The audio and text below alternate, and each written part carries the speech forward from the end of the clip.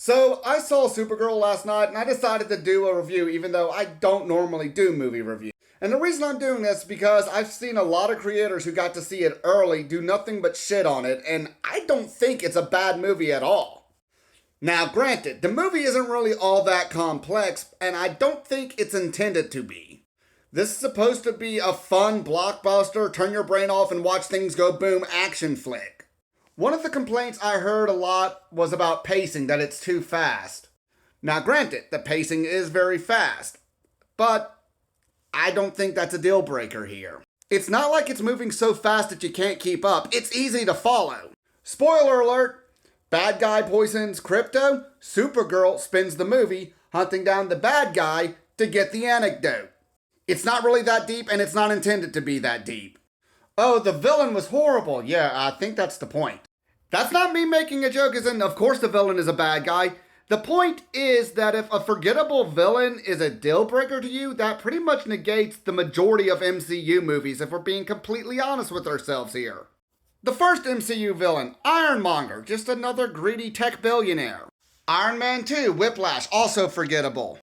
Red Skull, pretty good, but at the same time, not really all that important to the broader MCU.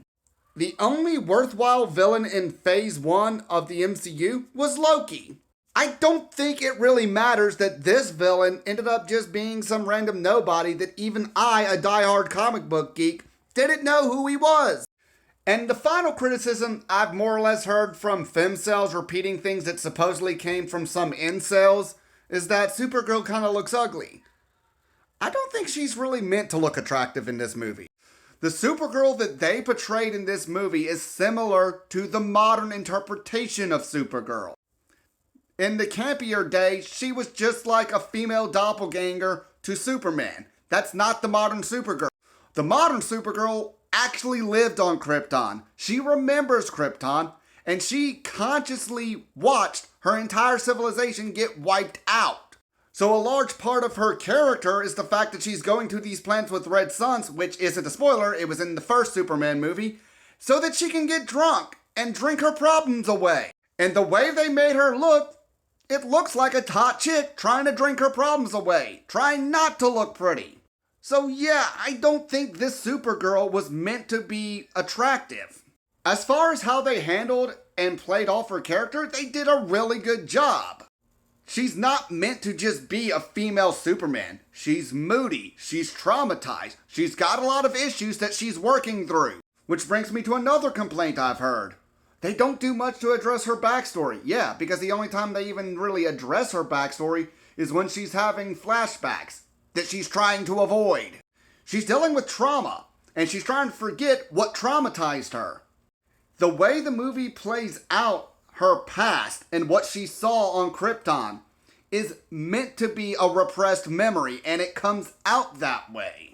And while they don't do much to expand the lore of Krypton itself, I think they did do a good job of just teasing a little bit of the cosmic side of the DC universe that they're creating. Another spoiler alert, they tease Brainiac. Brainiac is not in it, but if you know anything about Brainiac, you're gonna know when you see it. And now that we're exploring the cosmic side of the DC universe, let's talk about the main man. Okay, that's not him. I just named my dog after Lobo.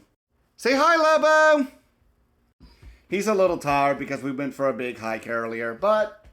Okay, let's talk about DC's Lobo, played by Jason Momoa.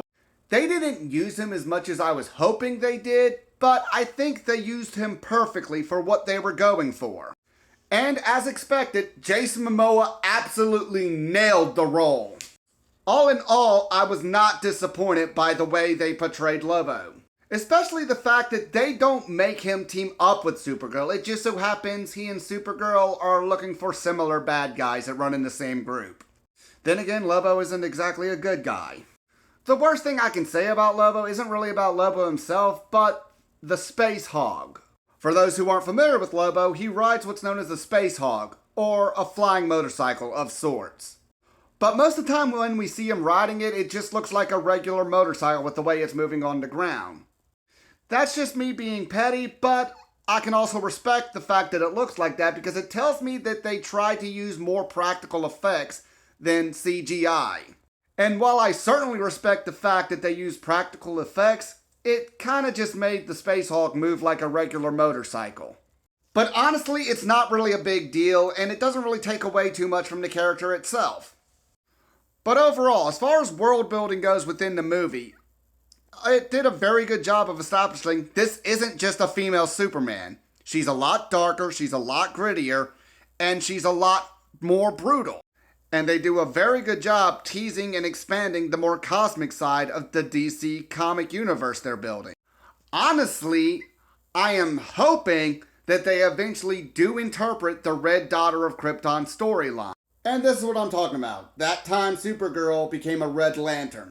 Because of course I want to see that. Please, James Gunn, can we get this? This might be more wishful thinking, but as far as I'm concerned, this is probably one of the best storylines that explores Supergirl's trauma.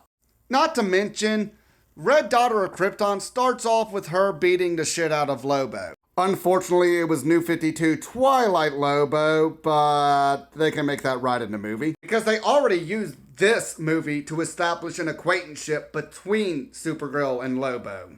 Not to mention, Lobo himself has also done a lot of work with and for the Red Lanterns in the comics, so it could work.